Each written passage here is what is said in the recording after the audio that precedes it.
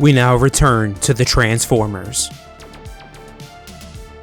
So we are back, continuing to remaster my old Transformers Shattered Glass videos on the first series. If you haven't seen the last two I did, focusing on Blurr and Megatron, the link to the playlist will be, as always, in the description box and in a pinned comment down below. This issue will focus on Starscream, and it's so awesome. So remember, we last left off with Starscream revealing to Megatron that within his spark is the key to reviving Metroplex and adding a Titan to their forces. We go to him and Megatron in the heart of Gold City, where Goldbug reigns. The next video in the series will center around Goldbug, and I can't wait for it. They meet up with Soundwave's mini cassettes, Ravage, and Laserbeak, who leads them to my boy, Soundwave. Or for all of you who have been around the channel for a while, you know I like to call him Heroic Soundwave. Soundwave welcomes them to Decepticon Radio, his underground pirate radio where he stays in communications with surviving Decepticons. Despite the war being long over, he still does his job. During the Great War, Soundwave was the Decepticons' top morale officer, doing his best to prevent trauma. Through Decepticon Radio, he serves as a lifeline to the scattered remaining Decepticons, reminding them that they are not alone, and he helps them through their trauma. This is one of the things I love about his character. He's been doing this non-stop since the war ended, hiding the exhaustion he feels, putting on a performance. This is why I call him Heroic Soundwave, because he has put his fellow Decepticons before himself, and he has never given up. Megatron and Starscream ask him to reach out to all the remaining Decepticons with a will to fight to join them. Soundwave informs Starscream that he's already reached out to some Decepticons, Starscream's fellow Seekers. Starscream is thankful, but he can see through Soundwave's performance and tries to tell him that he needs to rest, but Soundwave refuses because he doesn't want to risk any of his fellow Decepticons hitting rock bottom and not being there for them.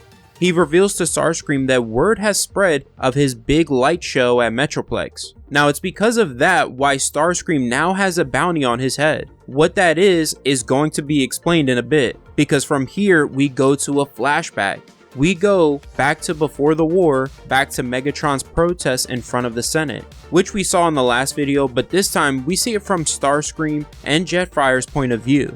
Whereas Starscream is inspired by the sight of a miner standing against a corrupt government seeking equal rights for his fellow miners, Jetfire comes across as more annoyed by it, but in reality he's annoyed by the number of rejections they've received for funding for their research. He doesn't care about the miners' protests. Their research is focusing on waking Metroplex in order to learn more about Cybertron and understand its history. One of the bots they meet with for funding is Senator Orion Pax. Before they even finish explaining their research, he cuts them off by throwing Jetfire's datapad. Orion tells them he already knows about their research and that academic funding isn't the type of funding they should be seeking. He offers to fund their research, but only as long as they can get results, and if their research remains private. It was at that moment the rumors Starscream heard of a shadow that was slowly encroaching on the government that planned to take away more of the people's freedoms he finally believed. He rejects Orion's proposal and walks away.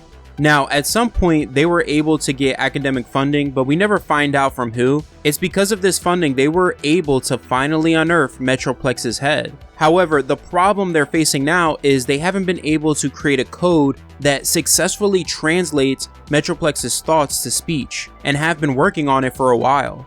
Jetfire is worried their funding will soon run out and brings up Orion's proposal as an option. But when it comes to Starscream, that isn't an option. He says, "I'm not giving Cybertron's history to a tyrant like Orion, who seeks to control everything." He asks Jetfire to promise never to bring up Orion again. Reluctantly, Jetfire agrees. Now, before we find out more about Starscream's past, we head back to present day. Megatron and Starscream are in a remote watering hole, waiting on the Decepticon forces Soundwave has reached out to. Starscream tells Megatron after they've gathered their forces and waked Metroplex, they need to recruit a new generation of Decepticons for this new war. That there are Cybertronians out there who are tired of the Autobots' tyrannical autocracy. They can use this opportunity to turn those Cybertronians to their side, and maybe even some Autobots. Starscream then takes notice of the bots in this bar watching Megatron and him. Megatron says the war has already begun. He flips the table revealing the hidden Autobot spy, Eject. At that moment, Blaster and his mini cassettes burst into the bar. Driven by their desire for a double bounty, Blaster and his mini cassettes attack. Megatron and Starscream hold their own against them. Starscream knocks back Eject, and he and Megatron double team Playback. Starscream slices Playback in half, and Megatron blows apart Eject. Blaster hits Starscream with a sonic blast, but before he can land a fatal blow, Megatron grabs him from behind and orders Starscream to run. Even though every part of him wanted to stay and fight with Megatron, he obeys Megatron's order. However, once he successfully escapes, he regrets obeying it, because he feels like he can't do this alone. From there, we return to the past, to the day Jetfire betrayed Starscream. One day, Starscream followed him and saw that Jetfire was secretly meeting with Orion and his cabal of Autobots. Behind his back, Jetfire had accepted Orion's offer for funding their research. During his meeting with Orion, Starscream hears Jetfire reveal their plan to utilize his spark as a conduit to wake Metroplex.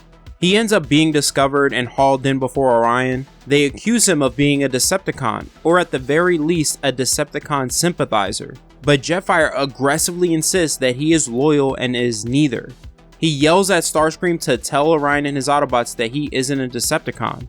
Starscream says, "I'm no Decepticon. The Decepticons are fighting against the Autobots, who are taking our work and destroying what they can't control, and you're okay with that. I trusted in who we are and should be. I may not be a Decepticon, but I am definitely not an Autobot. And you, Jetfire, turned your back on us all."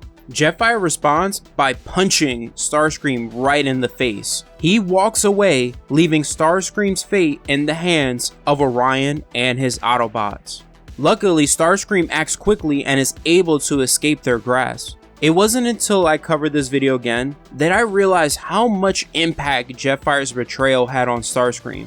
Starscream journeys to Metroplex and starts destroying all of his and Jetfire's work on him, so it doesn't fall into Orion's hands. However, he stopped himself because he couldn't destroy it all, because he still believed Metroplex had to be the solution to their problems. He tried to download and bind all of the data on Metroplex to his spark, but his download was interrupted when Jetfire alongside the Autobots arrived. He was able to escape before they found him, but Metroplex's code in his spark ended up being corrupted. Now, after the defeat of the Decepticons on Earth, Starscream went into isolation, and in his isolation he re-examined the corrupted code inside him. It took him a megacycle, but he was finally able to figure it out. Once he did, he returned to Metroplex. He heard the Autobots attempted to use other bots' sparks to communicate with Metroplex, but none of their sparks were strong enough. With the code within him finally deciphered, Starscream was able to bridge the gap between himself and what was left at Metroplex.